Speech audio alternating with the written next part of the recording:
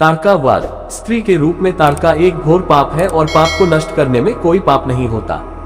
हे राम, तुम इस पापिनी का संहार कर दो। प्रातः काल स्नान संध्योपासनादि कार्यों से निवृत्त होकर राम और लक्ष्मण गुरु विश्वामित्र के साथ सरिता तट पर पहुंचे। एक वनवासी मुनि ने विश्वामित्र के साथ दो सुकुमार बालकों को देखा तथा उनका परिचय प्राप्त कर वे एक छोटी सी सुंदर नौक ले आए और विश्वामित्र से बोले, हे मुनिराज, आप इन राजकुमारों के साथ इस नौक पर बैठकर सरिता पार कर लीजिए। विश्वामित्र जी ने उस मुनि को धन्यवाद दिया और राम तथा लक्ष्मण के साथ नौक पर सवार हो गए। इस प्रकार वे सागर से मिलन की आतुरता में कलकलनाद के साथ दौड़ती जा रही उस नदी को पार कर गए। नदी के उस पार एक भयानक वन था। उस वन को देखकर राम बोले, गुरुदेव, यह वन तो बड़ा भयंकर है। सभी ओर से सिंह, व्याघ्र आदि हिंसक पशुओं के दहाड़ने और हाथियों के चिन्हरने की ध्वनि आ रही है। जंगली सुअर, भालू, वन भैंसे आदि वन्य प्राणी भ्रमण करते दृष्टिगत हो रहे हैं। वृक्षों की सघनता के कारण सूर्य का प्रकाश इस वन के भीतर घुसने का साहस नहीं कर पा रहा है और इसी कारणवश चारों ओर अंधकार हो रहा है। इस अति दुर्गम वन का क्या नाम है? राम के इस प्रश्न का उत्तर विश्वामित्र ने इस प्रकार दिया, हे राघव, पूर्व काल में इस स्थान में वन्ना होकर मलदा और करुप नाम के दो बड़े समृद्ध राज्य हुआ करते थे। दोनों ही राज्य ऊंची ऊंची अट्टालिकाओं, वीथिकाओं तथा सुंदर पथों से सुशोभित थे तथा धन धान्य और समृद्धि से परिपूर्ण थे।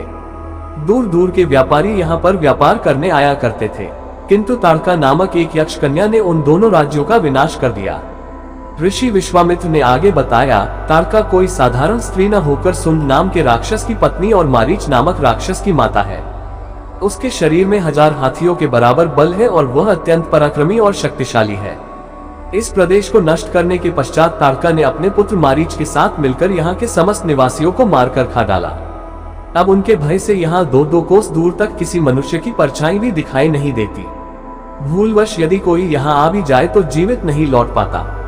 उसी ताड़का का संहार करने के लिए ही मैं तुम्हें यहाँ लाया हूँ। राम ने आश्चर्य से पूछा, गुरुदेव, स्त्रियां तो कोमल और दुर्बल होती है, फिर ताड़का में 1000 हाथियों का बल कैसे आ गया?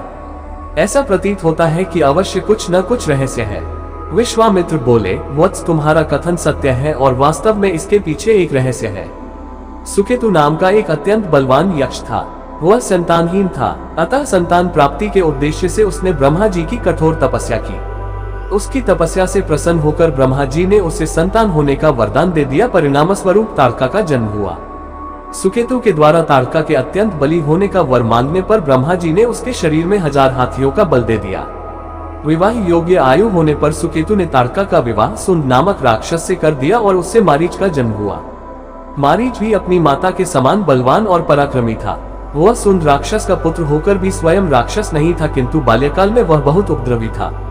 ऋषि मुनियों को अकारण कष्ट दिया करता था।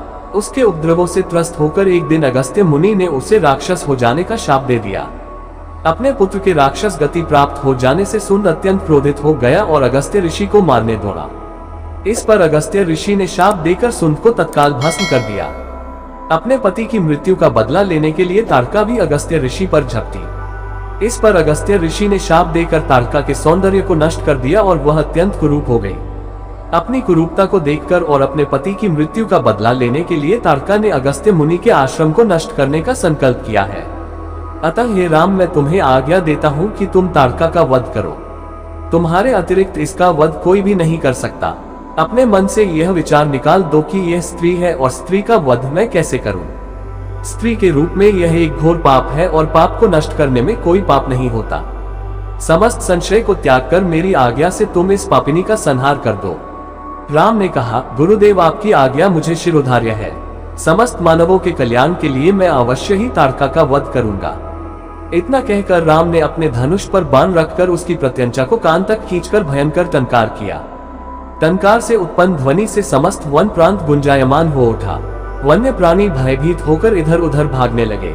इस प्रकार की अप्रत्याशित खलबली मची देखकर ताड़का क्रोध से भर उठी। धनुष ताने राम को देखते ही इस विचार से कि कोई अपरिचित कुमार उसके साम्राज्य पर आधिपत्य करना चाहता है, वह क्रोध से पागल हो गई। राम पर आक्रमण करने के लिए वह तीव्र गति से उन पर झपटी। ताड़का को अपनी ओर आते देखकर राम ने लक्ष्मण से कहा, हे सौमित्र, ताड़के वृक्ष जैसी विशाल और विकराल मुख वाली इस राक्षसी का शरीर कितना कुरूप है। इसकी मुख मुद्रा देखकर ही प्रतीत होता है कि यह बड़ी हिंसक है और निरीह प्राणियों की हत्या करके उनका रक्तपान करने में इसे बहुत आनंद आता होगा। तुम एक तरफ सावधान होकर खड़े हो जाओ और देखो कि कैसे इसे मैं अभी यमलोक भेजता हूँ। विकराल देहधारिणी ताड़का अपने बड़े बड़े दांत चमकाती, भुजाओं को फैलाए हुए द्रुतगामी बिजली की तरह राम और लक्ष्मण पर अत्यंत तीव्रता के साथ झपटी। राम इस भयंकर आक्रमण के लिए पहले से ही तत्पर थे। उन्होंने तीक्ष्ण बाण चलाकर उसके हृदय को छलनी कर दिया। उसके वक्षस्थल से गर्म गर्म रक्त की धारा प्रवाहित हो उठी। वह आक्रमण करने के लिए पुनः टूट पड़े। इससे पूर्व ही राम ने एक और बाण चला दिया जो सीधे उसके वक्ष में जाकर लगा। वह पीड़ा से चीखती हुई चक्कर खाकर भूमि पर गिर पड़ी और अगले ही क्षण उसके प्राण पखेर उड़ गए। राम के इस रण कौशल और ताड़का की मृत्यु से ऋषि विश्वामित्र अत्यंत प्रसन्न हुए। उनके मुख से रामचंद्र के लिए आशीर्वचन निकलने लगे। गुरु की आज्ञा से वहीं पर सभी ने रात्रि व्यतीत किया। प्रातःकाल उन्होंने देखा कि ताड़का के आतंक से मुक्ति पा जाने के कारण उस वन की भयंकरता और विकरालता समाप्त हो चुकी है।